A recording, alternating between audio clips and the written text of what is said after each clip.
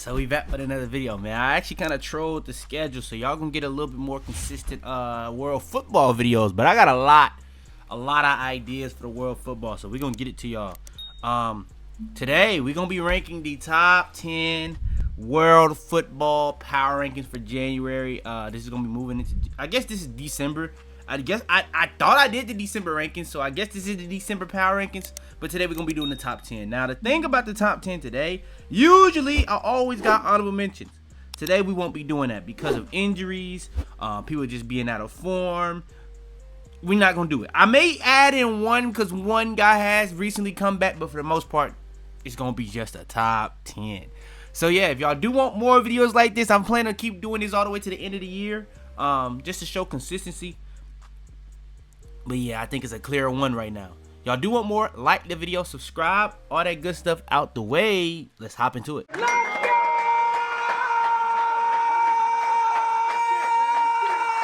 Hopping into it, started off early and often. Top 10 players in the league in the world. I want to say honorable mention, but I'm gonna say a couple. I was gonna say one. The one I was gonna say was Rafinha. He came back. And the thing with Barcelona, I kind of mentioned this in the team. Their team, honestly, overall, is kind of overrated. I do think they have 4 key players. I'm not putting goalkeepers on here, but Joan Garcia is probably one of the most underrated players in the world because nobody puts him in the combo that he really should be in with them goalkeepers. But Rafinha coming back has been big. But the thing with Barcelona, if they have 2 of those 3 guys out, it's a big deal. I don't think he's as good as the other 2, but he's a very important thing. I've kind of mentioned this in the team one when I was talking about Barcelona. Rafinha and Pedri are the tone setters, and Pedri and Lamine are the creators. Now, we're going to see how that figures into the rest of these other 2 guys, but Rafinha is kind of tough to really have him too high because he's missed majority of the season. But since he's came back, he's been big for Barcelona. So, even in the game against Chelsea, when he came on in the second half when he was only 10 men, they only started creating after, like, when he came on later on. Now, the thing with the build-up, we're going to talk about that later on.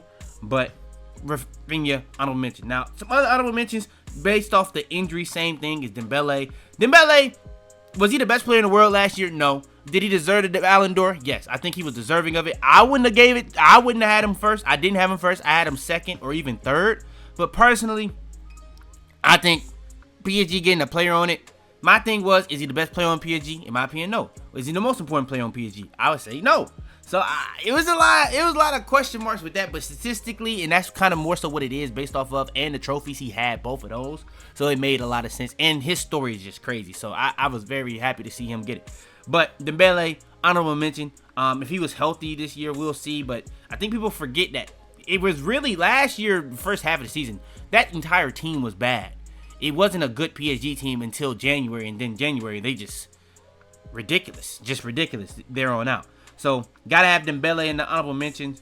And to be real, I must say Declan Rice. But Declan Rice, man, I'm gonna keep it a bean. I wanted to put you top 10, but when you play these good midfields, you don't really look that crazy, bro. And people may say Bayern. I honestly think he was okay against Bayern. He wasn't crazy or nothing. He was okay, but I don't think Bayern has one of the best midfielders in the world. I think they have a good midfielder, one of the best midfielders in the world, but the entire collection of it, I don't think it is. It's the attack more so than anything. When Musiala comes back, then you can add a convos, but for the most part, no. They played Chelsea, bro. Caicedo, the whole talk was about Caicedo and him, and before Caicedo went off, him and Caicedo really weren't doing much of anything. I think Caicedo was the better of the 2 because he was breaking up play at least. Declan Rice had no impact in that game whatsoever. Caicedo ends up doing what he does. The best midfielder wasn't either one of those guys, and it was Reece James by far. Now, the thing is, Reece James, I don't really know how to really rank him because he probably deserves to be top 10, but the 10 guys I have on a list is tough. He's the one guy I was going to say is the real honorable mention because I don't know how to rank him right now. You could argue he's been the best defender in the world this year, but he hasn't been a defender. He's played midfield, and I think he's a guy that can genuinely play midfield. If you look at his ability in terms of defensively, even when he's at right back, he's actually good, unlike some people that people try to say is the best right back in the world. but also being good going forward. It makes sense that he's going to be able to work in the midfield to me. So, you just had a crazy free kick against Newcastle to kind of ignite that comeback. But yeah, Chelsea has a lot of talent over there. Like, their fans be kind of going crazy, but they kind of be right sometimes. I can't even lie. Let's get into the top 10, man. Coming in at number 10. All right, so let's get into the top 10, man. Coming in at number 10. Number 10 on the list, man. I'm going to keep it a bean. This is a very, like I said, Reece James, honorable mention, main one. He was the toughest one to leave off, but I do think every player I have above him, I'm trying to come with an argument to put him over him. I just can't do it. Vitinha. Now, Vitinha has slided down my rankings a couple times now, but I do still think Vitinha is a top 10 player. If there was a player I would have argued will be in the debate for the best midfielder, it would be him. I'm gonna have somebody higher than him, but they don't play the same position in my opinion. Like, so yeah, it's tough. It's tough. He's not gonna be a top 2 midfielder on this list, but in terms of what I want out of a midfielder, I would say he would be in the argument more so than the other one. I don't really see the argument for the other one, but there are some things the other one does better than both of these two. It's just a personal preference thing. But Vitinha, in terms of build up and creation, he's now adding in goals even more consistently. The team has had to deal with a little bit more injuries this year, and he's had to do a little bit more. But you can see that when his team is not,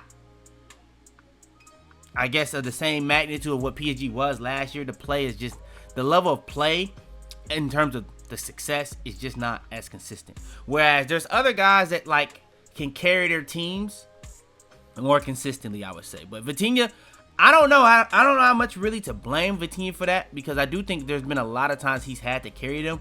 But for PSG to be struggling as much as they are in Ligue 1 this year, and I do think Ligue 1 is actually one of the more improved leagues in the world this year, it's kind of crazy, in my opinion, when you look at that PSG team. But you got to put the context in with all the injuries, and he's had to do a lot of the heavy lifting with that team. So I had to put Vitinha, had to keep him in the top 10, because I do think he's been, if we talking about consistent players, he would be higher. But in terms of his peak right now is just, it's just, he's a consistent 7 to 8 out of 10, but he rarely gives you those 10s, in my opinion. Next, coming in at number 9, like I said, it had to be another midfield, Caicedo. Now, Caicedo is a very, very interesting player, because the conversation between him and Rice, I don't really fully get it. I get some things, but the main things that people try to say that make him better than Caicedo is a lot of the set piece stuff. And I won't lie, in the Premier League, set pieces are really, really big and important. And that's going to be important when they go against certain teams in the world. I won't lie. But he's not, in terms of open play, he don't really create much. I do think he can do a bit of, the thing with Rice is I think he can do a bit of everything. I think Caicedo can do a bit of everything. I think they both are very similar in that fact. It's just, in terms of being a ball carrier, I think Caicedo is underrated because people will just say Declan Rice is just a much better player than him at that. I personally disagree. I just think for his team, he doesn't have to do that because that's just not what he's asked to do. Like, it's just what it is. I think he's more so like the breaker. And the thing is, really why he can't really do that, in comparison to Declan Rice don't even play the 6. He's the clear 6, even when Reece James in the midfield. And the back line for Chelsea is so bad that he is the person, when you see Chelsea having these great defensive games, he is majority of the reason, or even the goalkeeper, where the goalkeeper will have some really good performances and then have some shocking performances. But for the most part, majority of the time, especially when you look at the big games, majority of the time it'd be Caicedo. Now, like I said, he's usually extremely good in the big games. When you've seen him play against PSG, when you've seen him play against Barca, when you've seen him play against a lot of these big clubs. The only game I would say he didn't have the craziest game was Bayern. But the thing is, like I said, Bayern is not a midfield team, in my opinion, when you watch them. They are a really kind of direct team. They do play possession, but it's kind of more so their attack. It's not really more so their midfield. And that's kind of where it kind of gets out of his hands in terms of stuff like that, where it's more so the attack.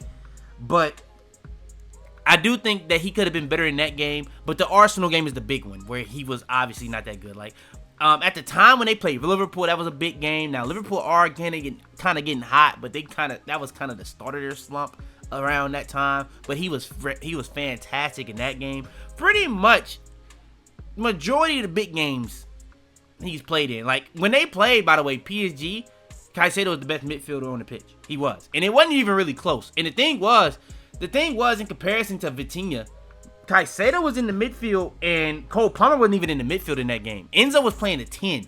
You know what I'm saying? Like, Caicedo was not, he was literally, you got to think about all the midfielders that PSG had when you think about Fabian Ruiz.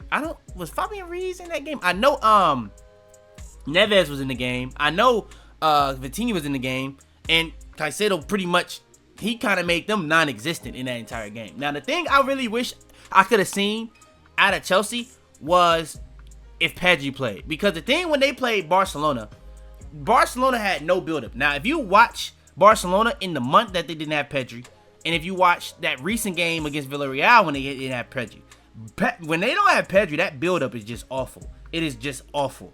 And people are getting chance after chance after chance. And you've seen that in that Chelsea game. Now, I thought that was more so a Pedri thing, to be honest. And then they went and played Arsenal, and it was kind of more the same, where Arsenal really had no build-up as well.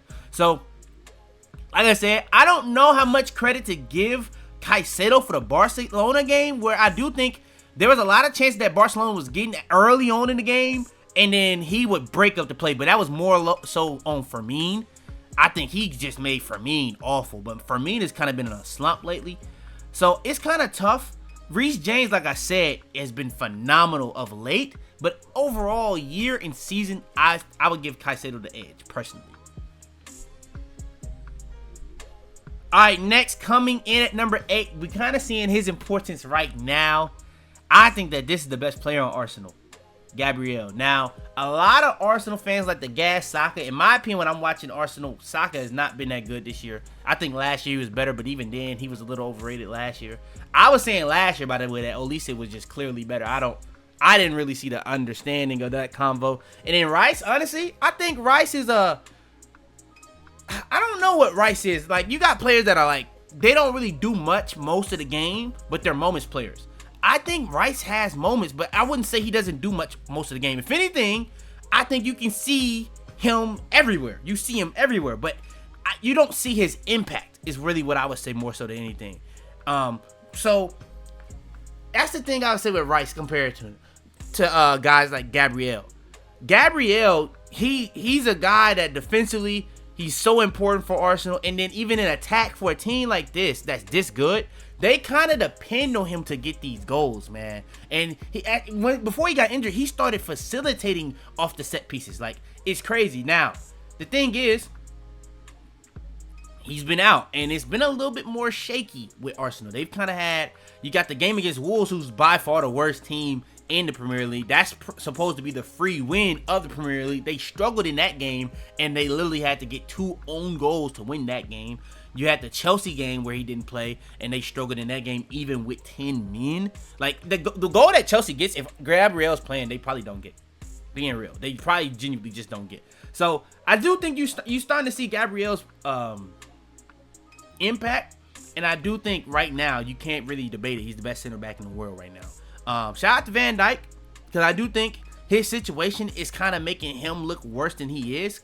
I still have a lot of respect for Van Dijk, to be honest, but I'm going to give Gabriel that nod right now. Next, we got coming in at number 7, we got the best defender in the world, man. And I'm going to be real, man. It's only so high a defender can really be, in my opinion, because I do think defenders are very important, but you're not really changing the game as much of a attacker, I would say. Nuno is a person that is really kind of tough to say that for, because when you watch Nuno in these big games, he's a game changer, bro. He is a genuine game changer. And I think when you even look at Portugal in their big games, when you look at PSG in their big games, Nuno is a game changer, bro. When you think about what he did last year in terms of all the top right wingers, he did Yamal. Well, he did Yamal in the Nations League, and then he did Yamal this year. Where honestly, I don't think, like I said, I mentioned this in the Chelsea, or not the Chelsea, the team one. I think Cucurella actually did a better job because he was majority one-on-one. But Nuno is fantastic defensively. But the thing that takes Nuno over the edge of the Gabriels and these other guys, he's phenomenal defensively. But attack, he's genuinely like another winger, bro. And if he was literally just a winger, I genuinely think he would be a top winger in the world. And if you think about how weak the left winger position is, I don't know how crazy it is to say that Nuno could be a top 10 left winger in the world if he just played left wing. That's how good in attack he is at left wing. If you watch the Barcelona game, he got a yellow card. He probably should have got a second one, but they saw that. Manager did a great job in noticing that and said, we're going to put you at left wing. And he completely changed the dynamic of the entire game. Because at that point, they put a center back over there at the left back. They kind of play like more like a 3-back anyway. And they pretty much just double teamed Lamine where they was already doing that. But now you had, instead of a left winger and Nuno, you had a center back and Nuno, where it was pretty much making Lamine kind of non-existent, who was already coming back off an injury in that game. So Nuno, in my opinion, I don't really know how much more to even give him credit for. Like, he's a great set piece taker. He's very impactful. He's a great moments player defensively going forward. He's very good. And with how PSG use those fullbacks, you can kind of also see, I think all those attackers' injuries are huge, but I'm going to be honest. I think that Hakimi injury is bigger than any injury that this team could possibly have, except for really Nuno. If either of those fullbacks get injured, that team is nowhere near the same level of team. It's just what it is. That's just reality. That's just reality. And I'm really trying to figure out when is Hakimi coming back, because for Morocco in the World Cup, I'm interested to see how that's going to play out. I'm pretty sure he's going to miss AFCON and everything. So those fullbacks, in my opinion, are the best, most important players on the team. You could throw Vitinha in that important, but I would argue both of those fullbacks, I would give those to the edge. The only reason Hakimi's not on this list is because of injury. So, yeah. Then coming in at number 6, people gonna say this is low, but I'm seeing it, bro. I'm seeing it, bro. You can't fool me. You can't fool me. He's done this for years. When it comes to the big games, that man Kane be disappearing, bro. And he was in crazy form to start the season. That form is starting to tail off. And even in the Bundesliga, he's starting to calm down. Kane, he was on crazy pace with those other two guys. He's not doing that anymore. Now, the thing that I give Kane in comparison to those two guys, I think that he helps build up so much more drastically than the other two guys. Whereas the other two guys are the end of the attack. Mbappe can do a little bit of both, but Mbappe he don't build up for others. We're going to talk about that when we get there, but he don't really build up for others. He kind of a more self-centered guy where he could build up for others. He just don't really do that, to be real. But I think Kane, he is probably the most well-rounded actually striker. Honestly, I think Kane, I see him as more of a 10, but he is a striker. Got to give it to him. He is. He's one of the best strikers in the world. He can play both, but I do think he would be more suited as a 10 in his current age, I guess you could say. Form, I guess you could say. But that's not a knock to Kane. But another thing is, I do think early in the season, people was gassing Kane. I think they was kind of sleeping on the beast over there. And the thing with Bayern, it's kind of similar to, not really. Nah, I was going to say it's similar to Barca, but it's not really. Because they're really good without Musiala. But I do think Musiala is still probably their best player. When he comes back, we'll see. Olise is on a different level right now. So we'll see.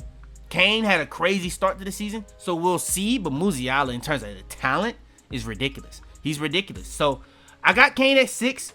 It's hard to say early in the year that he wasn't top 3, but with his form kind of slipping and other guys starting to, stay a little consistent, I got Kane at 6. Then we got, coming in at number 5, I got Olise. Now, Olise, in my opinion, I be seeing people have him in these convos with Yamal. I'm a big Olise guy. I'm going to keep it a bean, though. I don't really see how you can even really compare the two watching both play, to be honest. There's a couple things I would say Olise needs to start doing for him to be in that convo, but even then, it's kind of tough in terms of the talent that Yamal is at the end of the day, bro. It's really, even when it comes to guys at the top, it's very, very tough, bro. It really just comes down to margins at the top. But the thing is with Olise, he's not a crazy athletic freak as a winger. He's not this crazy, but he's so good technically. He's so smart. It's pretty much, it's almost like he always makes the right decision, bro.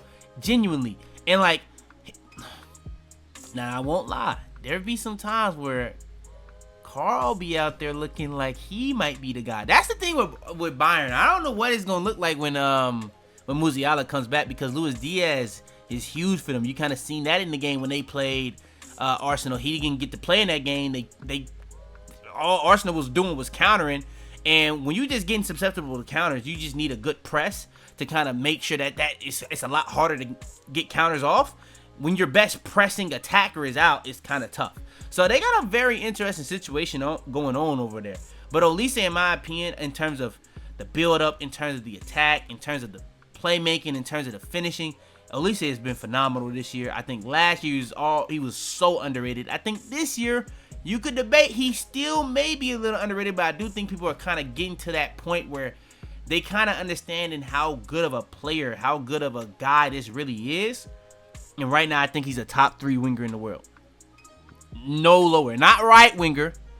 Winger overall in the world. And now we are getting into the top 5. I should have said this for Olise. Olise came in at 5, but had to do it. But the top 4, in my opinion, I think all of them have a debate for the number 1 spot, in my honest opinion. But it's straws. I had to do margins. The margins, I'm going to say, coming in at number 4, we got Pedri. The only reason he's not higher is because of injuries. But even if he was healthy, it would kind of be tough based off 2 of the guys' form of the season so far. And the other guy is just a ridiculous talent. It's just what it is. At the end of the day, my list is more so based off performance in terms of how well you are watching the game. It's not just GA. I'm not really a GA merchant at all. I'm almost probably the opposite of it. Like, if you're not giving me GA, what are you bringing to the game?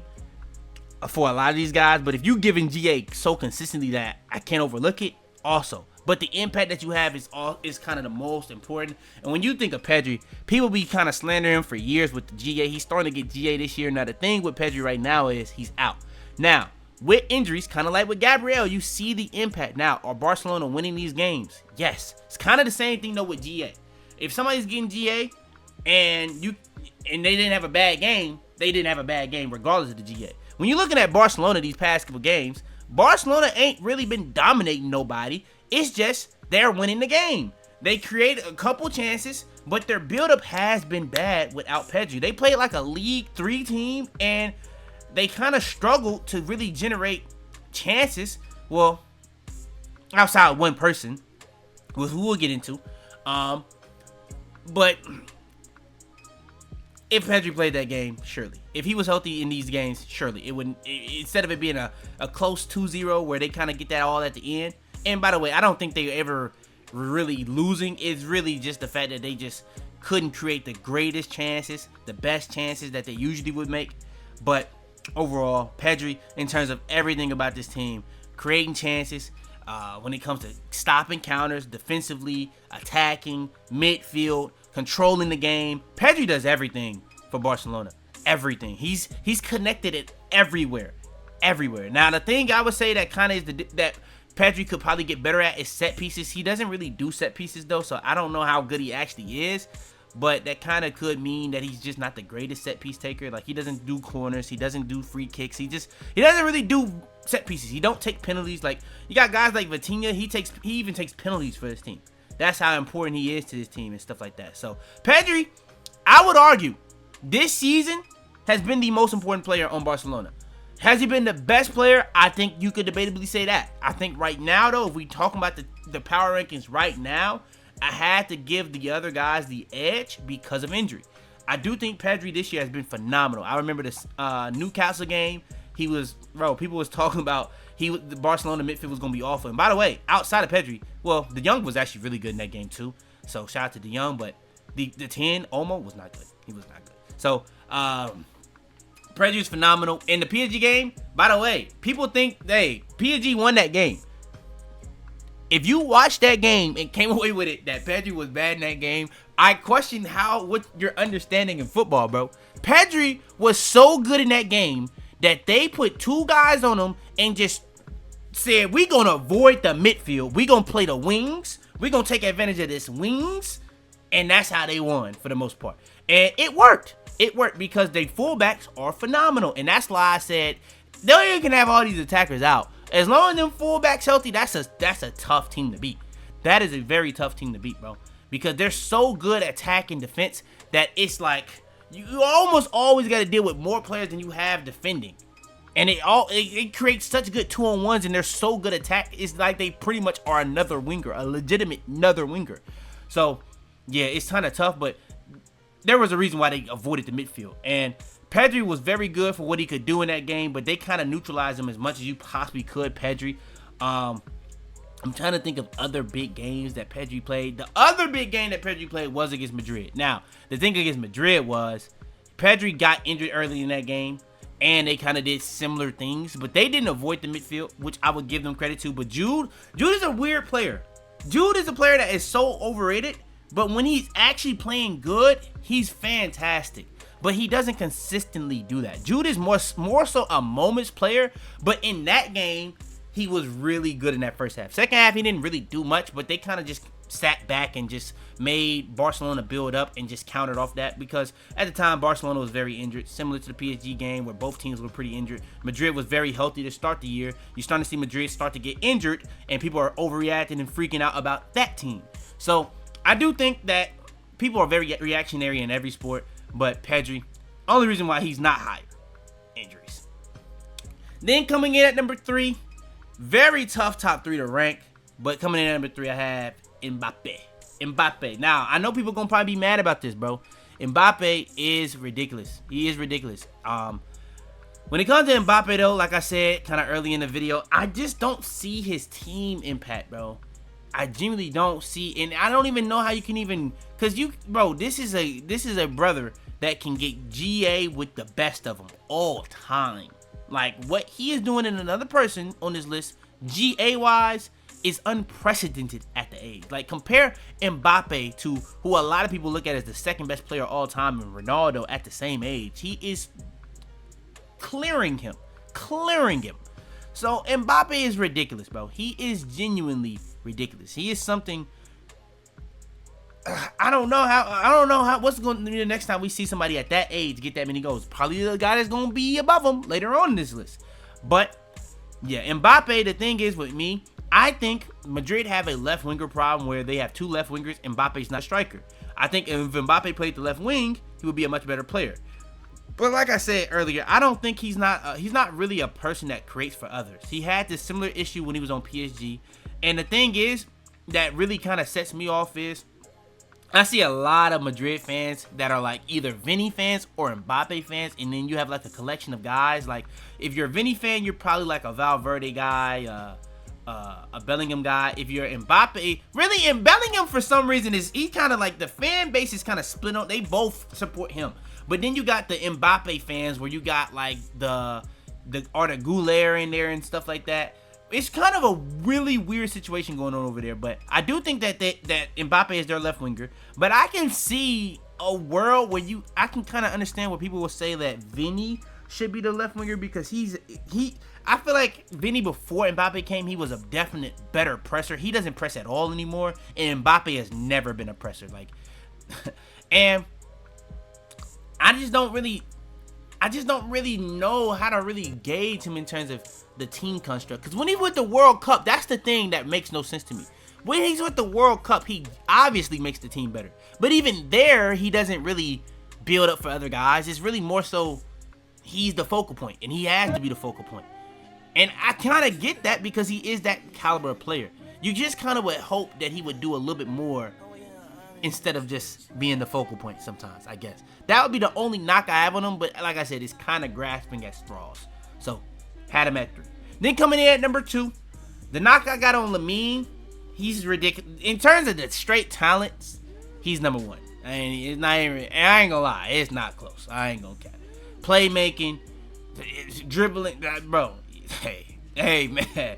Hey, this is a all-time player already. If we talking about those 2 things alone, he's an all-time player. Like, it's not even, it's crazy because he's 18. But he's genuinely like, watching him play is ridiculous. It genuinely is ridiculous. Like, it's hilarious, bro. people like the standard that he set for himself. When you look at the game against Chelsea, people say he was bad in the first half, bro. The only chances they was creating, they should have had a goal in the first half, literally on a platter, literally in a penalty spot on the dot. Bro just misses. It's a free goal, and he created 2 or 3 other chances, not nearly as good as that one. But the way that game was going, after like the 40th minute, that game was cooked for Barcelona. Now, I won't lie. The thing I would say about Lamine this year, I think people say he's been worse. If you watch Lamine this year and say he's been worse than last year, I kind of question you a lot. But I do think that there are some flaws this year in comparison to last year. Overall, as a player, he's much better. But the decision making can be very inconsistent, where in the past couple years, he was much more consistent. Now, the thing is, I would say with that, I think that he knows he has so much trust that he just wants to try things more. And there's a give and take with stuff like that. So I do think that's the one knock you can say for sure. But the one thing I would say that kind of is keeping him away from being one, I would say is mostly health. When he was out and stuff like that, that was kind of a big deal. And even still, I don't think he's playing 100%. I don't know if you ever will be 100% with the thing that he had, which is kind of the sad thing with him being only 18. But I would say in comparison to him, Mbappe and the person that have won, the clear gap in finishing is always going to be the thing that kind of is going to put those other guys above him in terms of the global, because of the GA. I don't know if Lamine will ever have the GA of those guys because they're just such much better goal scorers. But as a creator, what he's doing is just ridiculous. Like, every game, you can guarantee he's going to have the most dribbles, the most chances created, the most duels won. He's going to have that.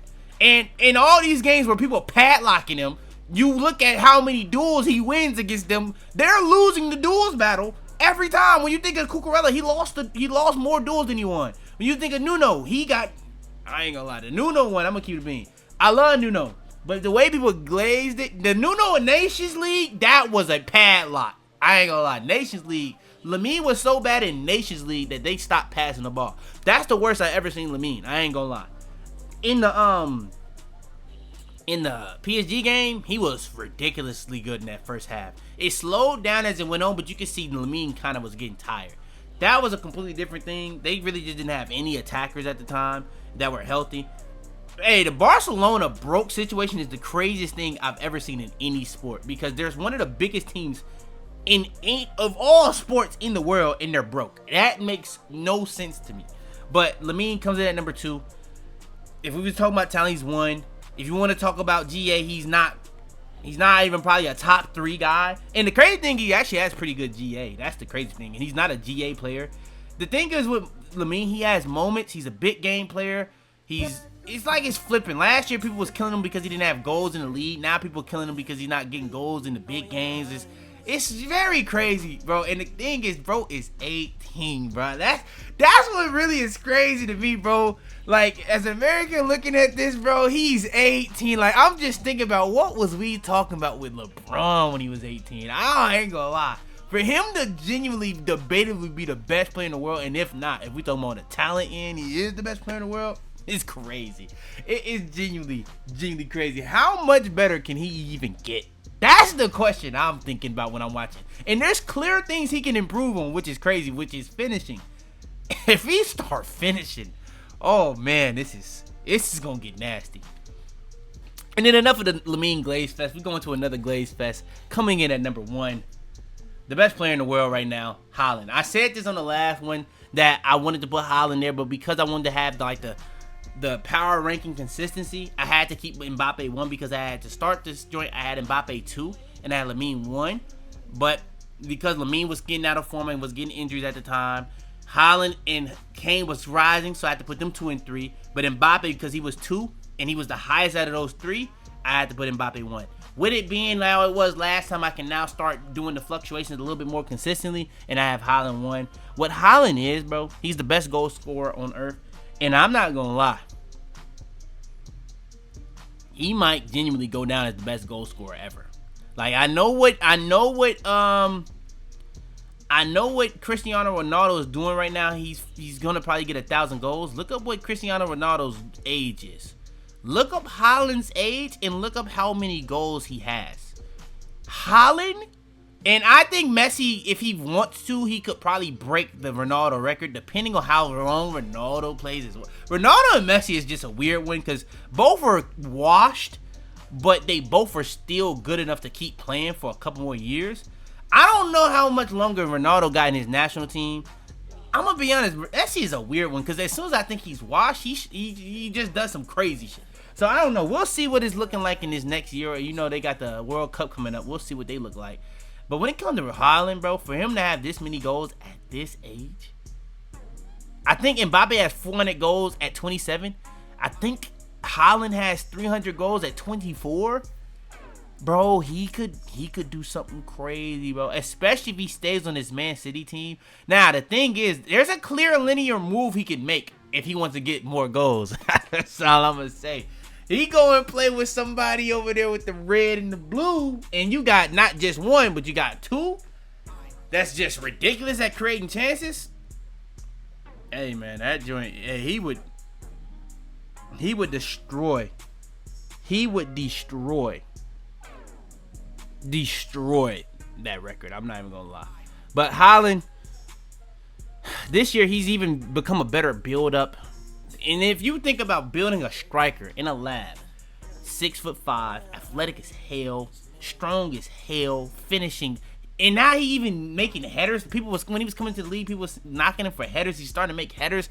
Bro, he's nothing that he really can't do right now. Now, I won't lie, he's not the greatest build-up, but he has improved on that a lot this year. He's been much better with the through balls and just doing the 1-2s with guys and stuff like that. And then when he's on the ball, it's really hard to get it off him already because how physically dominant he really is. Like, just go look at, and by the way, the way he made those Arsenal guys look, and by the way, when he played Arsenal, he was playing the real Arsenal back line. A lot of these guys playing Arsenal now, when you think of like Chelsea and all these other teams, Bayern, they wasn't playing the real Arsenal back line, and some of these guys wasn't looking half the player Haaland was. Haaland was threatening that entire game. And what he did to get his goal, he straight up just bullied the two, probably the best center back tandem of the past, well, not gonna say the past 5 years, but of this year for sure. So you gotta give him credit for what he is and what he does, and for him to be doing this in probably the best defensive, I'd probably say Serie A is the best defensive league in the world, but in terms of the quality of the defenses, maybe not, but in terms of the tactics, probably. But yeah, I would go Haaland 1, Lamine 2, Mbappe 3, and I think those are the clear top 3 right now. 4, you got like probably another tier of like Pedri, Olise, Kane, and then you have like another tier of like the last 4. And you could probably throw Reece James in here with these guys as well. So yeah, that's the video. That's the tier list. Y'all do want more? Make sure to like the video. Make sure to subscribe. I'm gonna try to get y'all more world football videos, but without further ado, man, it's your boy Fitz. I'm out there, man. Tell them to bring me my money. Yeah!